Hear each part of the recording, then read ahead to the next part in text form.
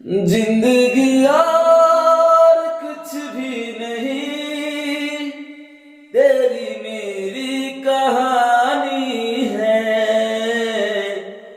एक प्यार का नगमा है, मौजों की रवानी है। एक प्यार का नगमा है, मौजों की रवानी है।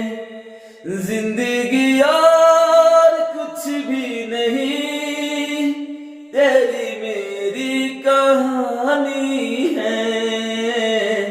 एक प्यार का नगमा है।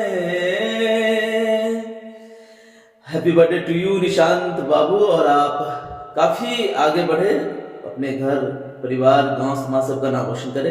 And happy birthday to you बेटा।